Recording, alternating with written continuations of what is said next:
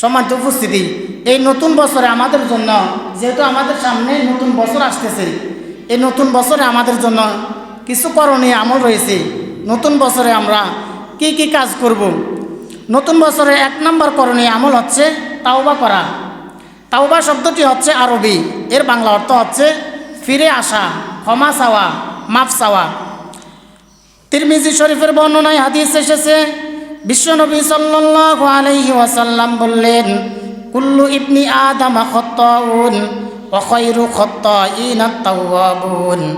বিশ্বনবী সাল্লাল্লাহু আলাইহি ওয়াসাল্লাম বললেন, মানুষ মাত্রই পাপী, মানুষ মাত্রই গুনাহগার, আর পাপী মানুষগুলোর মধ্যে সবচাইতে উত্তম হলো তারা যারা গুনাহ করার পর তাওবা করে।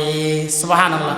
তাহলে আল্লাহর কাছে পাপী মানুষ, আল্লাহর কাছে উত্তম মানুষ হচ্ছে তারা যারা গুনাহ করার পর, পাপ করার পর, অন্যায় করার পর আল্লাহর কাছে তাওবা করে। আমাদের প্রিয় নবী বিশ্বনবী মুহাম্মদুর রাসূলুল্লাহ সাল্লাল্লাহু আলাইহি ওয়াসাল্লাম দৈনিক কতবার তাওবা করতেন? বুখারী শরীফের বর্ণনায় একটি হাদিস এসেছে, আন আবি হুরায়রা রাদিয়াল্লাহু তাআলা আনহু قال سمعت رسول الله صلى الله عليه وسلم يقول والله إني لأستغفر الله وأتوب إليه في اليوم أكثر 70 مرة। হযরত আবু হুরায়রা রাদিয়াল্লাহু তাআলা আনহু হাদিসটি বর্ণনা করেছেন। তিনি বললেন, বিশ্বনবী মুহাম্মদুর রাসূলুল্লাহ সাল্লাল্লাহু আলাইহি ওয়াসাল্লামকে বলতে শুনেছি, বিশ্বনবী সাল্লাল্লাহু আলাইহি ওয়াসাল্লাম বললেন, আমি আল্লাহর কসম করে বলছি, আমি নবী প্রত্যেক দিন আল্লাহর কাছে 70 বারের বেশি তাওবা করি। সুবহানাল্লাহ।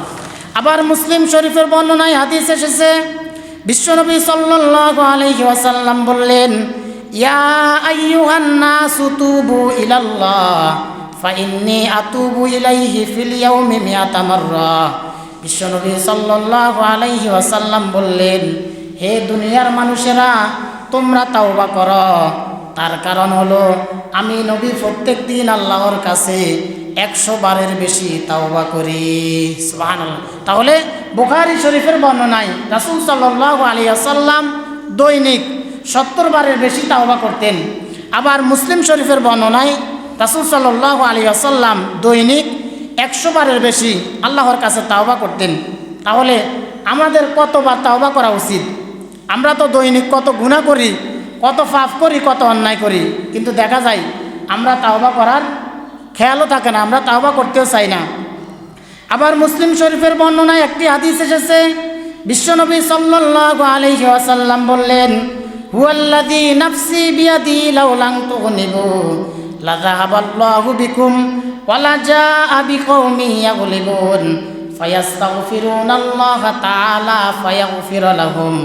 বিশ্বনবী সাল্লাল্লাহু আলাইহি ওয়াসাল্লাম বললেন, সেই মহান সত্তার কসম যার হাতে আমার প্রাণ, তোমরা যদি গুনাহ না করতে তাহলে আল্লাহ তাআলা তোমাদেরকে ধ্বংস করে দিয়ে নতুন আরেকটি জাতি সৃষ্টি করত, যেই জাতি গুনাহ করত, পাপ করত, গুনাহ করার পর, পাপ করার পর তারা আমার কাছে ক্ষমা চাইতো, আর আমি আল্লাহ তাআলা তাদেরকে ক্ষমা করে দিতাম। সুবহানাল্লাহ। তাহলে যদি কোনো বনি আদম গুনাহ না করত, নবীজি বললেন, যদি কোনো বনি আদম গুনাহ না করত তাহলে আল্লাহ তাআলা তাদেরকে ধ্বংস করে দিতেন, ধ্বংস করে দিয়ে নতুন আরেকটা জাতি সৃষ্টি করতেন, যেই জাতি গুনাহ করত আবার ক্ষমা চাইতো।